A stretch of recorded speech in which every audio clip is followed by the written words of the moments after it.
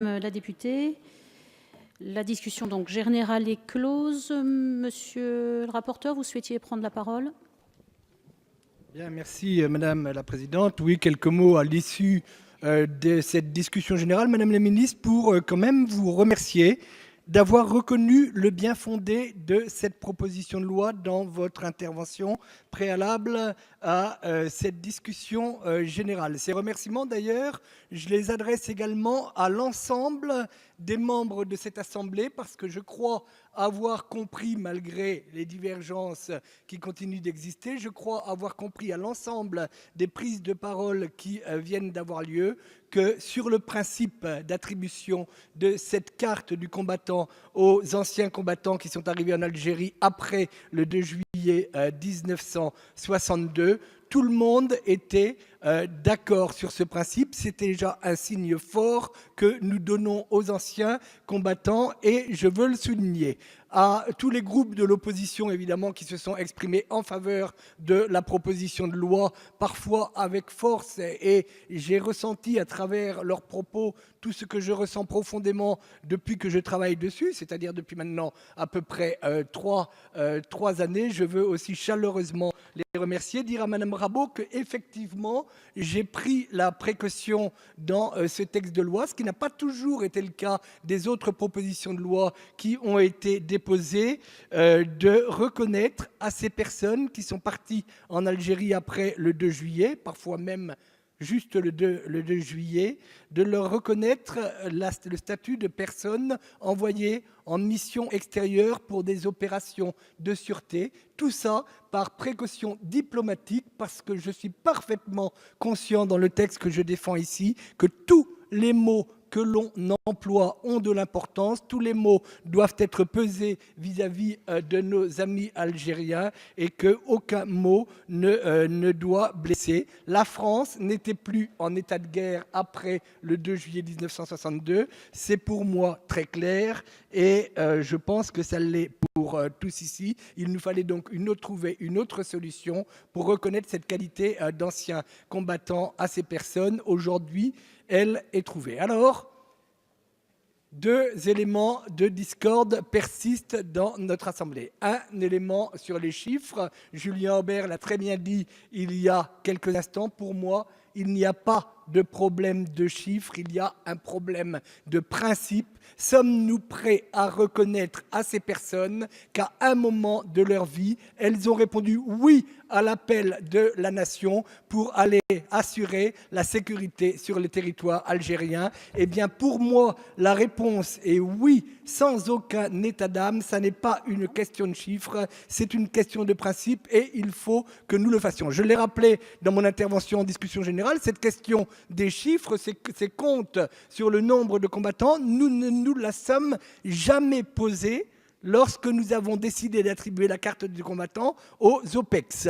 C'est une question qui ne s'est pas posée. Nous avons fait le choix de l'attribuer et elle a été attribuée. Puis sur ces chiffres, je voudrais aussi ajouter quelques éléments. Je remarque une chose, ce qui n'a pas forcément toujours été le cas, à la fois sur le principe de l'attribution de la carte, mais aussi sur le nombre d'anciens combattants. Je remarque qu'aujourd'hui, toutes les associations d'anciens combattants, contrairement à ce qui a pu être dit à cette tribune, toutes les associations s'accordent sur le chiffre de 25 000. Madame la ministre, vous avez eu la courtoisie, avec votre cabinet, de réunir ces associations autour de moi, le jour même où nous réunissions la Commission de la Défense nationale pour étudier cette proposition de loi. Et toutes ces associations, elles se sont retrouvées avec vos collaborateurs autour de la table. J'y étais moi-même pour expliquer le sens de ma proposition de loi. Et toutes ces associations, elles étaient d'accord sur le principe de l'attribution de la carte du combattant à ces personnes. Elles étaient d'accord sur le chiffre de 25 000 anciens combattants. Et même si ce chiffre devait être plus important, encore une fois, c'est un problème de principe. Alors évidemment, se pose une question financière. Et Madame la ministre, je comprends parfaitement qu'un gouvernement ait des données financières dont il doit tenir compte.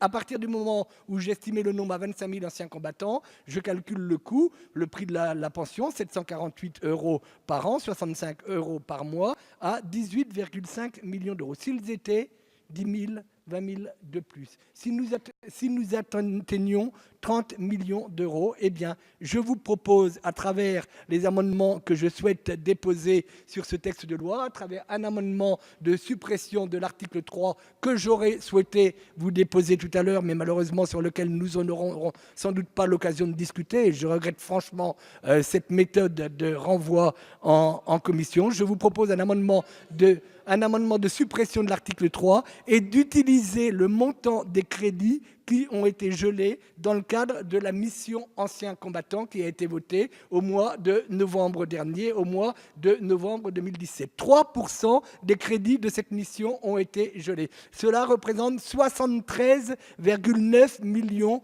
d'euros, largement plus que le montant que je vous propose de défendre aujourd'hui. Alors voilà ce que je voulais vous dire ce matin. Je pense qu'on pourra toujours se battre sur des querelles de chiffres. Ça fait 40 ans que les anciens combattants attendent. Ça fait 40 ans que nous leur disons, nous étudions la question, nous avons besoin de la voir au fond. Et ça fait 40 ans que nous ne résolvons pas. Aujourd'hui, Madame la ministre, je vous offre une occasion unique de résoudre définitivement ce problème, d'aller au bout de ce problème pour un coût que j'ai intégré, je vous l'ai dit, à la proposition de loi. C'est une occasion aussi de reconnaître à l'Assemblée nationale, de reconnaître au Parlement une possibilité d'initiative sur les lois.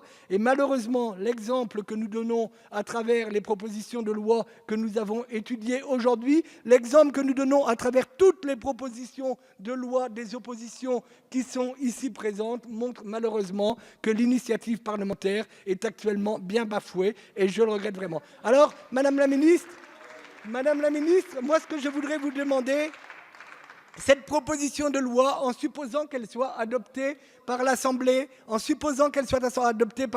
nationale, aujourd'hui, elle partira au Sénat, la navette se fera, les différentes lectures se feront, le temps parlementaire est tel que j'imagine tout à fait que l'on arrive très rapidement au PLF. Si aujourd'hui, Madame la ministre, vous étiez en mesure de vous engager à résoudre ce problème au PLF pour 2019, eh bien, je pense qu'on aurait franchi avec l'ensemble des parlementaires ici présents, demain avec les sénateurs, à qui vous donneriez l'occasion de travailler avec vous pendant les 6 mois qui viennent sur ce texte de loi, on aurait franchi un grand pas de démocratie et personnellement, je vous en serais très reconnaissant.